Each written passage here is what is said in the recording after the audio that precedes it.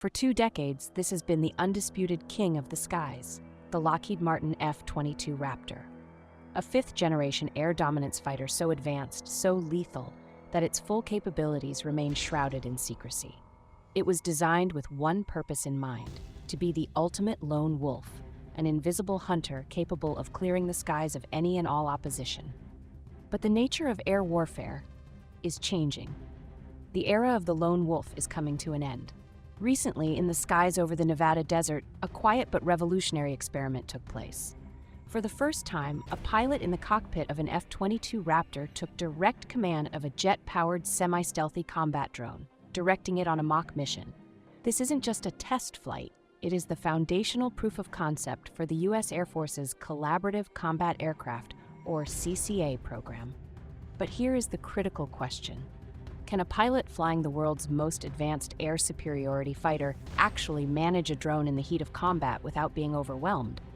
And is a tablet in the cockpit really the future of warfare? Let's find out. According to General Atomics, this demonstration took place earlier this year, specifically in October, over the vast expanse of the Nevada Test and Training Range. This was an internally funded event, meaning General Atomics put its own money on the line to prove this capability. The players involved were heavy hitters. General Atomics provided the MQ-20 Avenger, Lockheed Martin, the prime contractor for the F-22, orchestrated the integration, and L3 Harris supplied the advanced communication links. The core of the test was crewed-uncrewed teaming. An F-22 pilot, sitting in the cockpit of their Raptor, took command of an autonomous MQ-20 Avenger flying nearby. This wasn't just the drone following a preset path. The pilot actively commanded the drone to perform tasks relevant to a hypothetical combat mission. General Atomics spokesperson C. Mark Brinkley described it as a true airborne, crewed-uncrewed internal demo. He emphasized that the Avenger is serving as an autonomy accelerator, pushing the envelope of what is currently possible with autonomous wingmen. So how does an F-22, a jet designed in the 1980s and 90s, talk to a modern autonomous drone? The answer lies in a mix of new hardware and open architecture software. The communication link was powered by L3 Harris's Banshee Advanced Tactical Data Links and Pantera software-defined radios. One radio was installed in the Avenger, and another was integrated into the Raptor. This setup created a secure, high-bandwidth bridge between the two aircraft. But the real magic happened inside the F-22's mission systems. The demonstration utilized something called the GRACE module, the Government Reference Architecture Compute Environment. This is a critical upgrade for the F-22. Historically, the Raptor's software architecture has been notoriously difficult and expensive to update. GRACE is designed to break that deadlock, providing an open architecture environment where new software packages like drone control algorithms can be integrated much faster. This demonstration proved that the F-22 can now host non-proprietary, government-owned communication capabilities. It showed that the Raptor can fly, transition, and refly flight hardware essential for the Open Mission Systems ecosystem. In plain English, the F-22 is finally learning to speak the same language as the next generation of unmanned systems. However, there is one detail in the press release that demands scrutiny: the Pilot Vehicle Interface, or PVI. In this test, the F-22 pilot controlled the drone using a tablet. This highlights a significant debate within the Air Force and the defense industry. Integrating drone controls directly into the F-22's existing displays and throttle and stick controls is incredibly complex. A tablet is a quick, relatively easy workaround to get testing started. But is it viable for combat? A pilot in a single-seat fighter like the F-22 already has an immense cognitive workload. They are flying their own multi-million-dollar aircraft, managing their own advanced sensors and weapons, communicating with other friendly forces, and trying to stay alive in a hostile environment. Now imagine adding the task of being the mission commander for one or even a swarm of other aircraft via a tablet. Michael Atwood, Vice President of Advanced Programs at General Atomics, has been candid about the limitations. Speaking on the Merge podcast last year, he described flying in a jet with a tablet interface. His verdict? It was hard enough just flying the airplane, let alone managing its weapon systems. and then trying to spatially and temporally manage a drone on a separate screen. John Clark, the former head of Lockheed Martin's Skunk Works, echoed this sentiment at the AFA conference in September. He noted that while a tablet might be the fastest way to begin experimentation, it is likely not the end state. In a high-G dogfight or a complex suppression of enemy air defenses mission, a pilot cannot be looking down at an iPad. The cognitive load is simply too high. Future iterations will need to see drone commands integrated seamlessly into the pilot's helmet-mounted display or voice commands.